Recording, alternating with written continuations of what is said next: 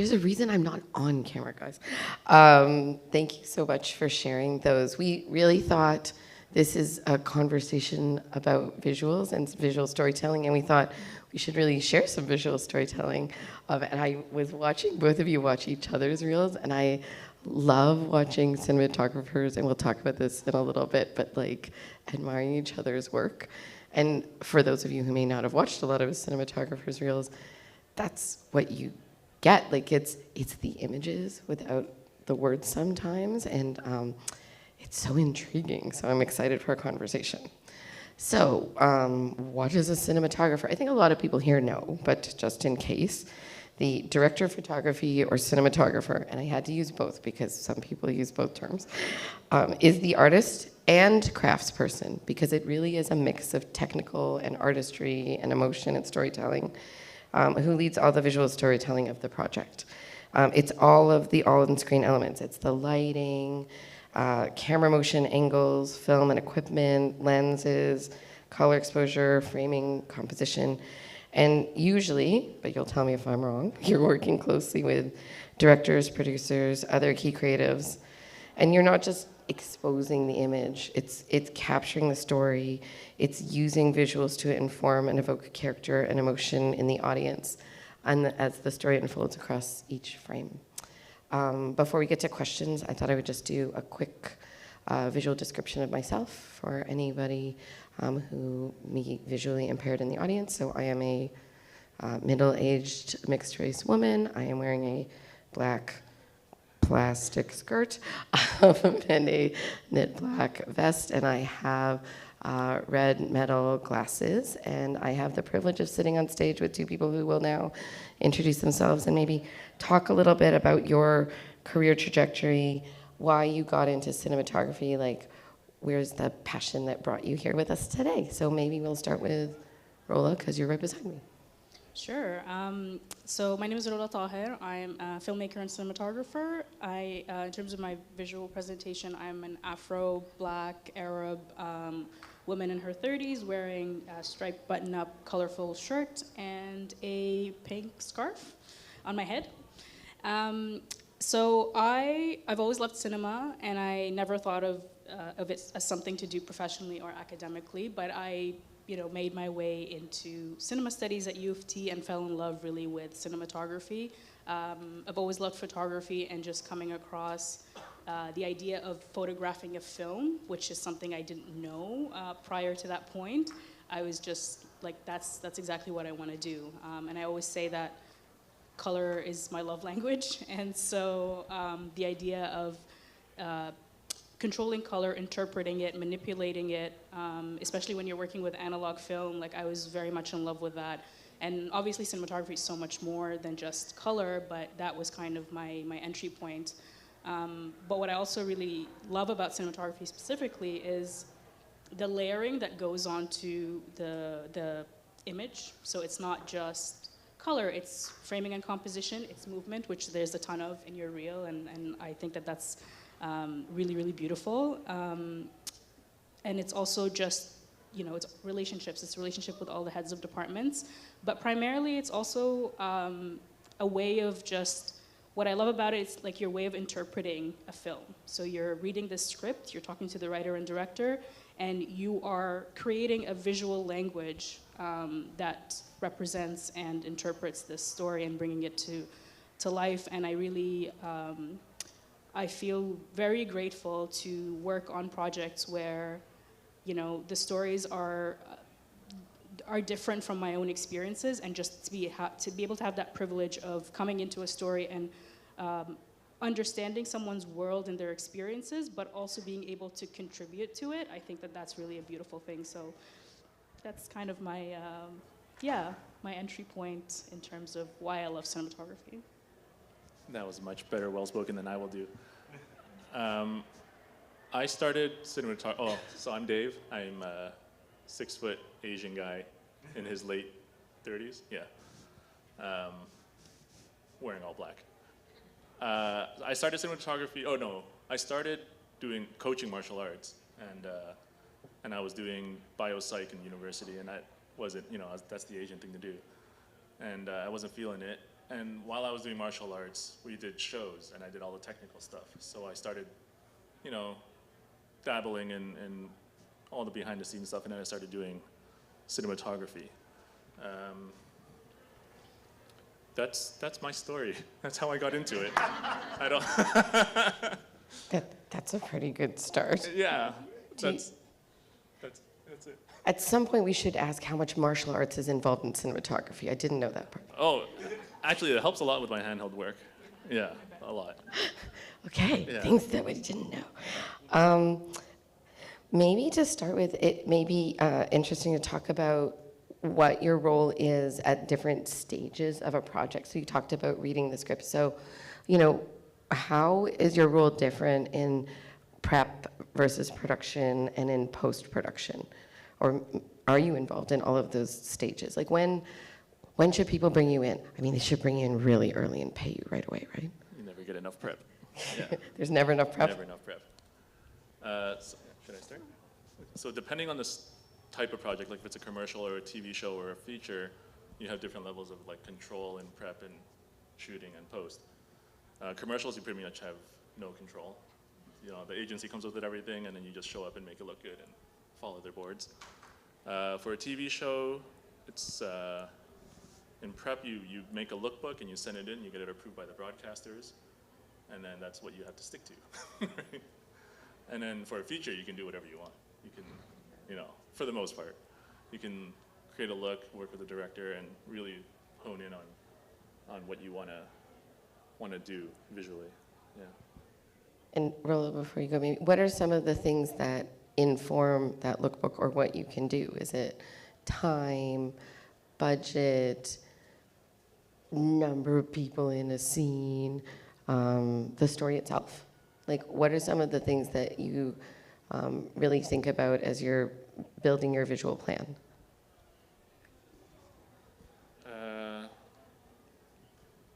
I think about how I want people to feel when they watch that scene.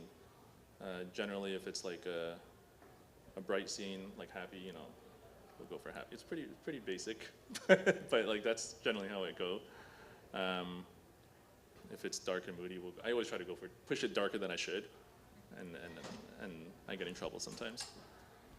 I was like, who gets you in trouble? I don't want to say. Okay, we'll I don't know switch to Rolla. if anybody has watched the first episode of the franchise, but that's exactly the plot line of the first season, of the first episode, where the director got in trouble because they don't have enough lighting. Producers coming on set and just like, yeah, just add another sun. You know, two sunsets, two sunrises. Anyway, I get it. Yeah. I like to also push for more moody and darker whenever possible. My role in prep, so I haven't worked on commercials or TV. I most recently co-DP'd my first feature, but mostly I've been doing short films and experimental docs, narrative. And so there is definitely a lot more creative control and an ability to come on board. You don't get paid however early you come on board, but you do have the opportunity to read the script, and often if it's the writer is the director again in the kind of projects that I've been on, and so you're able to just have those conversations with them early on to understand what their intentions are, what the story's about, what the mood and tone of it is supposed to feel like, and before making any decisions myself, I obviously ask for references from the director. And then my first question I like to ask is really what are some of the constraints that we're working with, and I don't look at them as limitations, they're really creative opportunities. But I like to be involved as early as possible, and I've been really fortunate with working with directors who are in themselves, they're visionaries, but they also like my work enough to allow me this sort of creative leeway. So that's kind of what I do in prep, and I often also, as much as I like to create the shot list. I don't storyboard, but I do like to create the shot list. I'm very meticulous about that. That's not to say that things don't change in production, they very much do, but I like to have that foundation and understanding with the director to begin with, so that we can both have the flexibility and freedom to go off script on the day if we want to. again, on the kind of productions I've worked on, I'm often also the camera operator. And so on set, I'm working closely with grips and gaffers. Sometimes you have camera assistant or a focus puller. And then in post-production, I haven't been involved as much. I've worked a lot with analog, and I think that my sort of the limited involvement in post-production has to do with that, is that often we work with film because we like the look it already gives us on, like, sort of in camera as you're shooting, and so there's little to change in post, and so I'm not super involved in post. Yeah, I never get called in for post. I get one pass of color, and then I don't see anything ever again. Is it something that you wish you would be more involved in, or Yeah, definitely. something that you wish people would think about or consider? Yeah, for sure. I think they worry that, like, I'm gonna charge them if I go, but I'll just go and, like, sit in. I feel like they need a manager. You should pay them for their time, but they're up here volunteering.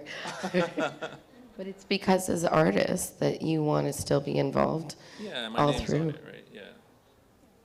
That's really interesting.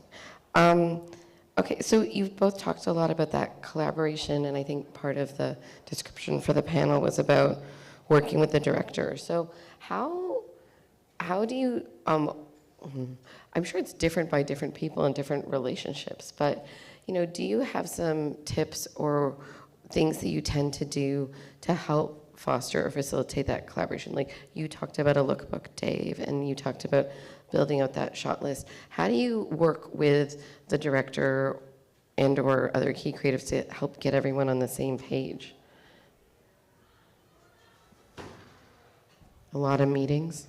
A lot of meetings. I know reference points, like you mentioned references. Like, are you bringing references to the table?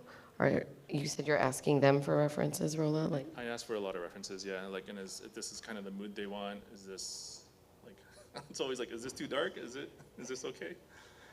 I feel like we should turn the lights down in this room. Always like mood and vibe and like how the camera's gonna move. Generally, yeah. I think the mood board is very important, and so when we're having conversations in prep, really, once I ask for references, I then contribute to those references based on my understanding of what the director would, like the film to look and feel like.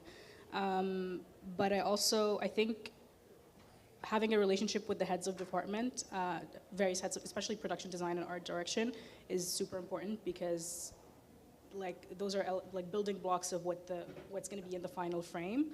And so a big thing that I learned, especially working on this feature, is communication is key. Like I would often, because I also directed the film, I would often make certain changes like overnight and then sort of like forget to communicate them to certain people.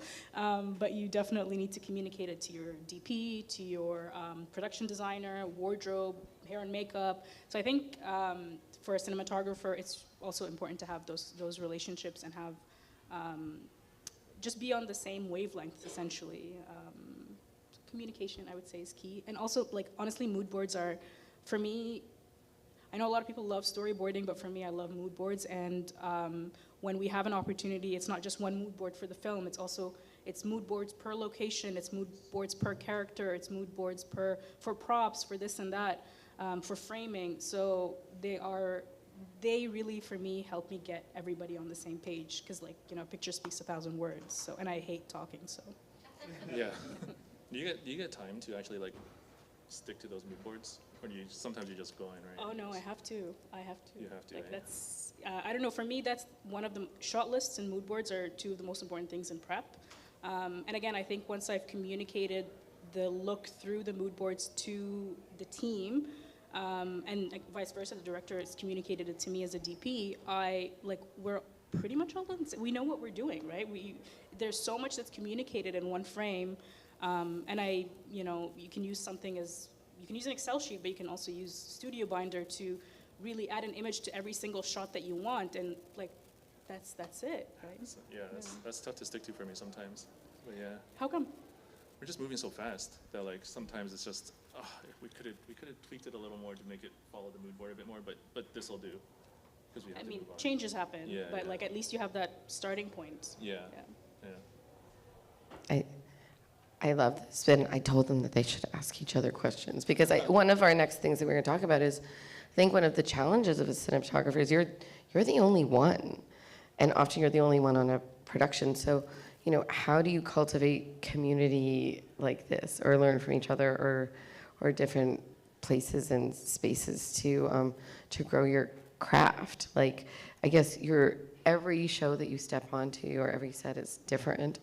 And the demands of that set are different, but how do you find space to feed your creative soul that helps you bring that to your next project? For me, it's really like my relationship with the other key creatives is super important. So that first meeting with the director, that first meeting with even sometimes the writers, if I'm lucky, that vibe for me is the most important thing, because from there, if you cultivate that relationship, you can then have the openness to have these conversations and change things and contribute things to the project and feel like you really have agency and sometimes ownership over it, which I think you won't necessarily feel in a lot of projects, I'm sure, at a bigger scale and commercials and things like that. So for me, it's to cultivate that sort of environment that you're talking about. It's really all about finding the right kind of collaborators and the right kind of projects which again, at the level that I'm working on are easy to find, but on a higher scale, again, when you're talking about TV and commercials, they're a lot more difficult because the kinds of environments that we foster on our short films and indie features, they don't really exist on that big of a scale, at least not yet. No, I agree. Yeah, I love working on like smaller projects because you have way more say on what like the creative will look like. Like I'm shooting a show or a series in January next year, and I just bought a lens and I decided we're going to use this without telling the director or the producer. We're friends, but I just told him like, I'm going to do this, and then I showed him later. He's like, oh, cool, and he started writing for it. So it's kind of cool. But like on the bigger shows, you kind of have to, get approvals and make sure it looks good and go down the line. So yeah, I totally understand what you're saying. And Rolla, you've talked about co-DPing. That must be its own level of like collaboration and trying to build a shorthand in terms of visual like language and communication. Because I think one of the things we're talking a lot about is helping to identify that visual language in prep and through those mood boards and the ability to communicate it. But to your point, Dave, you show up and there's a ticking clock and there's those annoying ADs, sorry, I was an AD, who are just like, how much longer, why are you still tweaking, right? Like it's finding that balance and finding that space. Do you find that's a challenge when you go to camera, or do you have some tricks about, maybe it's how you build your team, or secret passwords that mean like, give me a minute, or something? I'll go back to the relationship, the vibes. I have met with, first of all, I decided to co-DP my feature, and I didn't take that decision lightly. I thought about it for about 1.5 years. I talked to many people, most of whom dissuaded me from doing it. I did it anyway, because it just felt right? Happy to say that it was the right decision. But my co-DP, we'd worked before on a short film, and so we've already had an established relationship. But in terms of creating, a shorthand or a way of communication, it all starts in prep. It's giving them sort of basically having the opportunity to have conversations, ask questions, suggest ways of doing things, and just being open to these things. And I think it always goes back to the references, mood boards, and also in this case, I created a watch list for basically anybody who was interested on the film, to, especially the heads of department, to watch the film, because again, it's not just about composition and color and the framing of that one particular shot. It's about the relationship between each shot and cohesively in the whole film as a result. So watching films is important because it gives you a sense of how all of these things manifest to create a mood and a tone and pacing and all of these things. So watch lists and mood boards and conversation. Yeah. I definitely use the same like grip and electric team often, skim camera team. So we have a shorthand on what like the gear is. I can just say, oh, we want something here, and then without actually saying what it is, and they'll know what it is already. Psychic connections. Okay, got it. Yeah. I totally forgot what the question was. I think it was just like how you cultivate that shorthand, because on set the pressure comes down. I actually think a question, because Rolla, I think you've talked about such a wonderful ideal situation, which to your point, the more money, the more complicated it gets. Oh, yes. So for you, Dave, like even because you've done TV or even short form series, like are you kind of setting the look through the first episode and then you're following the path? Like how do you keep it fresh? Work with like potentially sometimes multiple directors too. Yeah, And that's tough. like in TV, the cinematographer sometimes becomes almost the defender of the visual style, right? Yeah, kind of. Like it's kind of odd in like TV. There's the showrunner, and that's the actual director, and then and there's directors that come in, and we kind of have to tell them, no, we don't do that on this show. Because they're trying to invent new ways to cover things, or just time. Time and like new way. Though I'm always like, okay, let's try it. Let's try doing this, because I always want to give them what they want. But it's always a challenge to like make it different and still stick to what we pitched to get all the approvals, right? To your point, like it's not just the showrunner then that does the approval, it's the network or Exactly, the other. the broadcasters or whatever. They don't like it dark. No, they don't. Okay, got it. Can you just like push it in post? Anyway, it's fine. No, I think that's really interesting. Okay, I think some slightly harder questions that I think are important for everyone in this room and why we're here. Like, what are some of the considerations that you think that really informed from your lived experience as a person of color and as a cinematographer? Because I think it's a question that hasn't been asked a lot, and it maybe should have been sometimes, in terms of like lighting people of different skin tones or understanding different cultural sensibilities and trying to cultivate a space from your perspective on sets that is, more inclusive and that, I don't know, I think one of the challenges for a cinematographer is you want people to look and feel good so that they can do their best performances, right, in the narrative space as an example. Or even, you've done some documentary. Like, how are you creating safety in the space from what you do? Because having a camera in your face can kind of be intrusive. So in terms of lighting different skin tones, I generally, this is a cheat, like a real quick cheat. You just put the people with darker skin tone further away from the light. Generally it works okay. But yeah, it's always hard because everyone always wants like more exotic colors for different skin tones, and you're always trying to fight to keep it more neutral, to not like, I don't know what's the right language for this, but make it feel too different. You want it to feel authentic. Yeah, exactly. Like like Mexico's warm and orange. That's not true. Right? Yes, until it was black and white in that film. But that's kind of, you want to normalize the look for any skin tone to look good on film. Kind of losing my point here.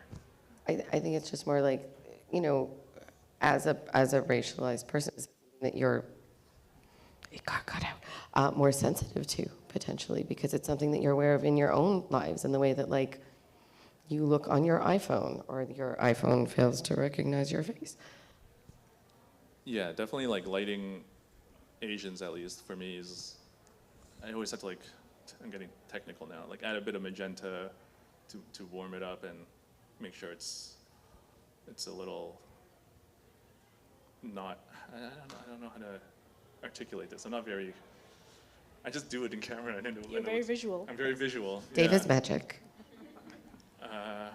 But I think just having this conversation is, and I think a lot of people in the room can appreciate that, is that it's not the same. Or maybe that's the question. I'm not trying to make a statement. It's not the same. Is it the same? It's not the same at all, yeah. I think for me, it's really instinctive as a person of color, obviously, and someone who doesn't like to be in front of the camera and very hyper aware of how they look in front of the camera. I'm just aware of the need to light different skin tones differently. But again, I think it also goes back to what it is that the story and the tone of the film is trying to communicate, we always think of, we want to light different skin tones in a flattering way, but maybe that's not really what the story is calling for. Maybe you want unflattering light, you want to be alienating and disorienting when it comes to, but I think the important thing is just to realize that it is a decision that you have to factor in, and it could be, as simple as, I don't know, splitting the difference and kind of just exposing for the middle, or you could be intentional about what you highlight on the frame, or you can just light for coverage and just kind of separate the skin tones. But all of these decisions, you'll make them once you understand really what it is that you're trying to communicate within a scene or a shot and what the story calls for. So, next question. In order to do the amazing magical work that you do, you have a lot of different members of your team. So Dave, you even talked about working with the same people quite often, but what are some of your considerations in terms of like sensitivity and inclusion as you're putting those teams together? And I will give the example, and I don't know if this is part of it, but as an example, like, do you try to look at gender balance within your teams because you want actresses or actors who may identify as women or non-binary to feel that they're not just facing like a wall of a particular kind of energy, for example? Like, are those things that you think about when you're putting your teams together? Always, yeah. My camera team is generally all female identifying. I try to keep like that. It's actually been pretty accurate for the past like 5 years, at least. And then I try to keep it diverse. My gaffer's a white guy. He knows which lights you want without you having to tell him. So. Yeah.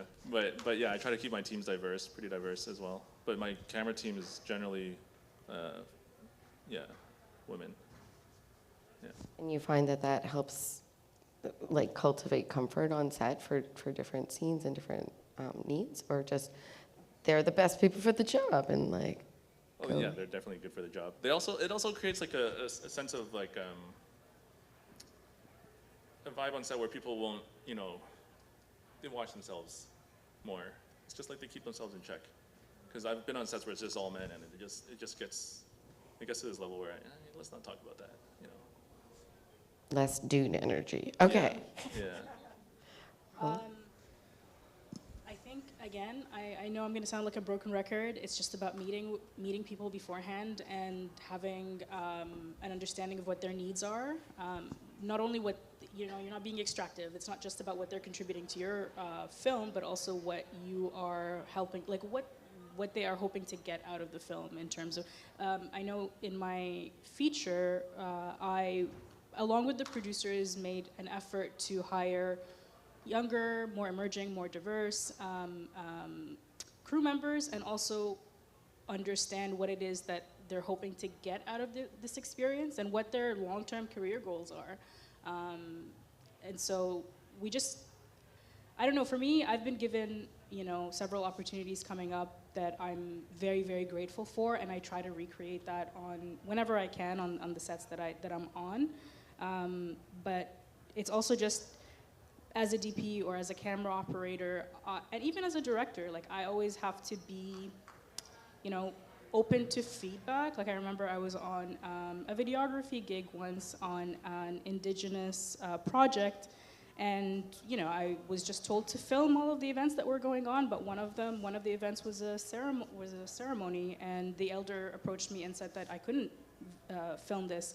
And it's just about being able to, like, step back, check yourself, delete that footage, apologize, learn from that experience.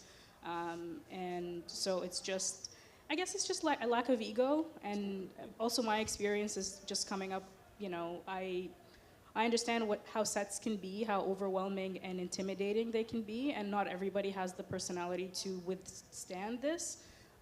So I'm just hyper aware of it, and by extension, I try to create a team that feels comfortable and will also extend that comfort to others when they're on set. Yeah, definitely no egos on my teams. Yeah. No egos. We're going to open it up for Q&A in case there are any questions, but just one more question. Where do you kind of want to go from here? Because you're both at this point in your career, like, it's interesting because, Rolla, you've talked about where you're at, and like, do you want to go bigger? Like, do you want to get into those spaces? Like, I think there are more opportunities with more money and also kind of more restrictions that you've both talked about. So like, is it about a mix of projects? Is it like, you know, I've done all this other stuff, but I always really wanted to shoot a music video in underwater or something. There was some great underwater footage there already, Rolla. So maybe you want to share a little bit about that, and then we can open up for Q&A. I want to do big feature films eventually. All of you making big feature films, call Dave. I think feature films is kind of what I want to do. I shoot a lot of TV shows now, but feature films to me is like there's less strings attached, and you kind of have. You don't have to show everyone that's talking. You know, you're watching for the whole duration. You don't have to show. People aren't sitting down and flipping the channel and just turning it on. So you can change the visual language in the way that you're telling a story. People are in for the whole show and not episodic. You're telling, hopefully, a meaningful story. You know, it's not always the case.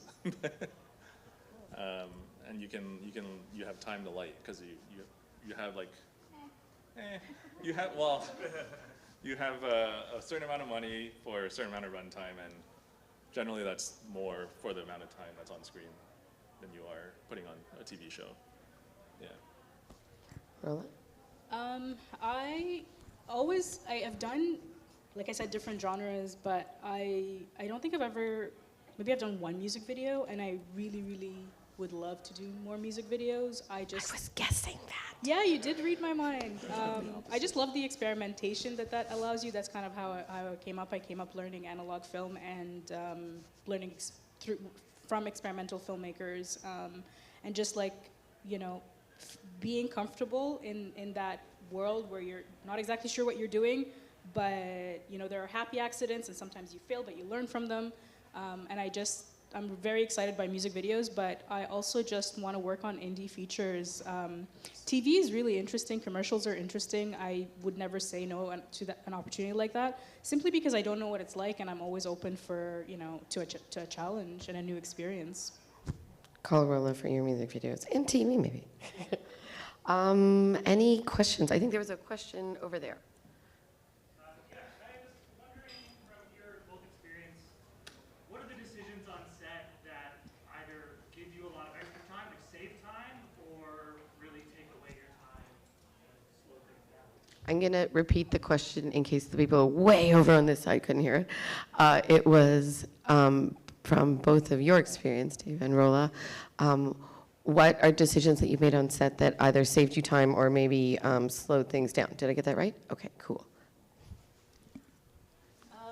This is not a decision I made on set. This is something I learned from a mentor while I was in pre-production, which is to, again, talk to the creatives involved about what the heart of the scene is, of each scene is. And because on indie features, you inevitably will run out of time. When you're running out of time and you know you still have to get all this coverage that you think you have to get, if you just go back to what that heart of the scene is, you might think it's all in one shot of a close-up of this person because you don't need all that coverage that you thought you did. And that piece of advice saved me, and I honestly think it was a lifesaver. Yeah, for features, definitely. We can do oneers. Yeah.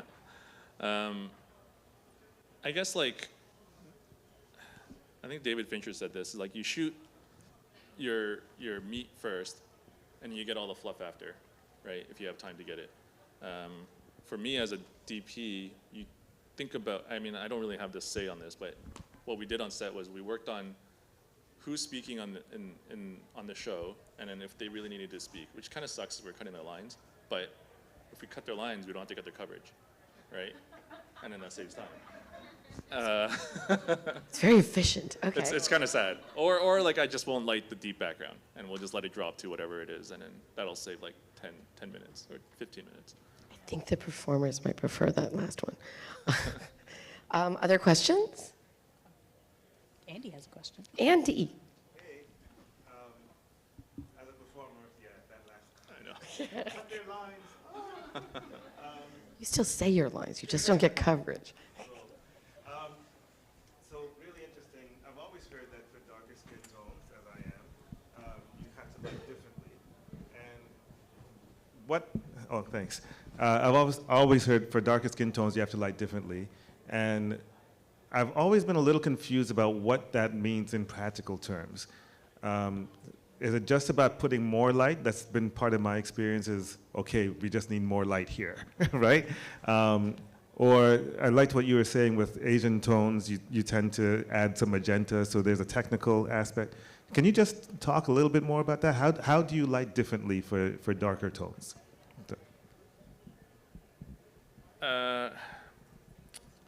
I mean, I just kind of do it. So is it just you look at the tone, my tone, his tone, her tone, and you just light to make it look good on camera? Yeah, exactly. Like just make it look better, or we'll block people differently, depending on where they are on the scene, to just kind of help with the lighting. You know, just my big source is here, and then like a really fair-skinned person, I'll just put further away from the light, and we'll put like you closer to the light, and we'll diffuse it a bit more because like you're got a shaved head, so. It won't be as glossy. Yeah, you know, things like that. And are there considerations like wardrobe or production design and things that you talked about that like help understanding who the characters are in the space and then giving you natural ways to help balance that out? Like maybe no white? Yeah, that I always ask for no white so that it always shows up. And like if you were like you're wearing the white shirt with your dark skin tone, that's gonna be pretty tough to light. So that's just a lot of netting and flagging to just control. And then if you're moving around, that's, you know, it's a little more to it, but we make it work. It's hard to articulate. I just do it. Rolla, do you have any? I was gonna say that because you mentioned the magenta with Asian skin tones, it's also being aware of a person's undertones, which is something that comes up in makeup tutorials a lot, and just having light sources that complement your natural undertones. So it's not just always about the amount of light, it's also the color of light, how much diffusion there is. And it's also about, like you said, production design and wardrobe, and how that complements, conflicts with your skin tone. Again, and it always goes back to what the story needs. Maybe you need it to conflict, right? Yeah, like black. Sorry. Oh, no? Yeah, oh, that's quite loud. Thanks for the presentation and giving the insights that you are. I've always been fascinated by the interplay between a director and a DP. And Rolla, you talked about putting together shot lists and having that on the day. And that esoteric language that's shared between a director and DP and the overall camera team is amazing. And when I first came across that type of language, you know, dirty over the rack two shot, right? That kind of language pulled me in, and I found it to be quite sexy, in fact. So maybe you can talk a little bit about the shorthand that's used and what some of your favorite shots are. Well, actually, I don't know if I have favorite shots. I have, I think, favorite elements. Like, I've always been fascinated by smoke on screen. But in terms of shorthand, I think with my co-DP, Jesse McCracken, what we found, now, it just kind of happened organically. The shorthand became names of directors from the references of the mood boards. And so there was, in my references, there was a lot of Jim Jarmusch, Claire Denis, and Kaurismäki. And so when, you know, Jesse would be, I would basically ask for like more Kaurismäki lighting here, and he would understand what that means, right? And then Jarmusch was like a shorthand when it came to certain camera movements, that he was very well known for, like these like steady tracks outside of cars.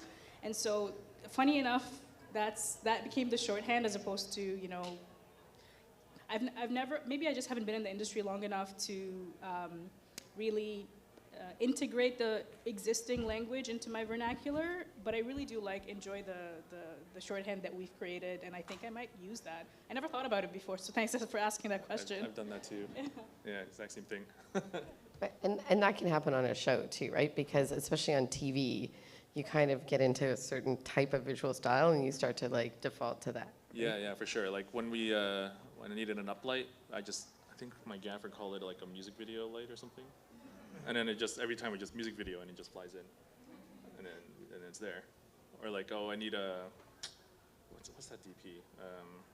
That that shoots all of Tarantino's movies.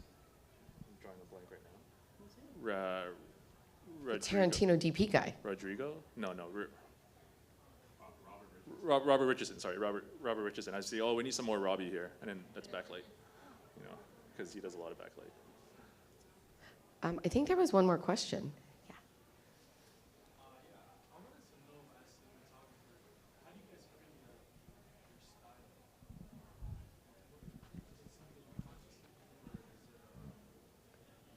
Naturally from like your inspiration of like, you know, films or other DPs that you guys admire. I'm kind of interested in like maybe if you can touch on creating your style.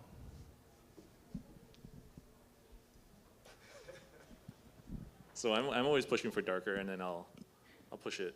You know, I'll add a little fill when they say it's too dark. But I like the challenge of asking the directors or showrunners like what they want, and I'll try to achieve that, and then it'll teach me a new skill. You know, so my style is, I don't know. I like a lot of motion and darkness. Does that answer your question? Not really. I understand like when you're doing other people's work, they want you to show their style, but for your personal work, like anything you do individually, maybe is it dependent, I guess, on the story or maybe an idea that you have? I want it to look this way, or I want this to be like my signature style. You know, when people see my work, they think of, you know, if that makes sense. I'm a very visual person. Like the director brain, I love this when you're. Can't help it.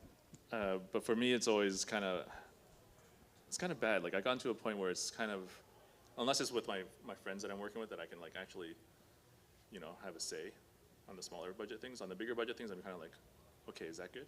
Okay, is that good? Okay, yes. Okay, cool. Let's make that work. But do you have like I won't do that. Like I do not do unmotivated lighting or something. Oh yes, I will not do that. I always want motivated light and no like two suns kind of things. No like two backlights when it doesn't make sense when you do the reverse.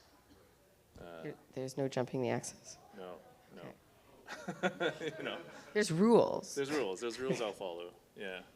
I break all those rules, not intentionally, but just instinctively, I'll say. But I don't think I came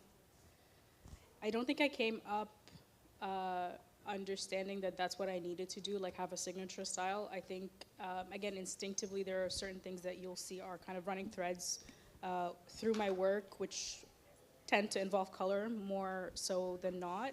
But I've noticed that throughout my short films, like within a short film, I would maybe rely too much on close-ups. And so what I would do for the next project is I would challenge myself not to do that, and I would rely exclusively on mediums and wides. I'm saying this primarily because I feel like in many ways I'm still coming up, I'm still discovering, you know, I'm still learning. And for me, it's just about learning how to work with all these techniques within certain constraints. I really love the way that Soderbergh works, where, you know, obviously he would shoot with his iPhone, he would constrain himself to one location, experiment with color. And so for me, it's really just all about finding an element and trying to play around with that. But inevitably, certain things will creep up throughout my work, and they tend to be like my affection for close-ups and smoke and certain compositions. But what I would advise a lot of emerging filmmakers and cinematographers to do is really experiment. That's how I came up. I came up through experimental film, and through that you will not rely on how things are done, but what the possibilities are, and it's really a matter of like your unique sensibilities coming together and your influences as well. Those are huge. Of course, I rely so much on my influences, but not entirely on one person or filmmaker, but the trajectory of a certain filmmaker, and also, like I said, the movement of the camera from one filmmaker, the light from another filmmaker, the blocking from another filmmaker, and it's really, your sensibility is the coalescing of all of these things, of all of your inspirations, your lived experiences, and whatever you've learned through your professional experiences. Yeah, you had some great wides in your reel. That's because I challenged myself to have them. Thank you so much, Dave and Rolla, and thank you to Tanya and Sophia and Pawul and Jaleesa and the whole Reelworld team. And thank you to all of you for listening to our panel. Thank you, Marcia. Thanks.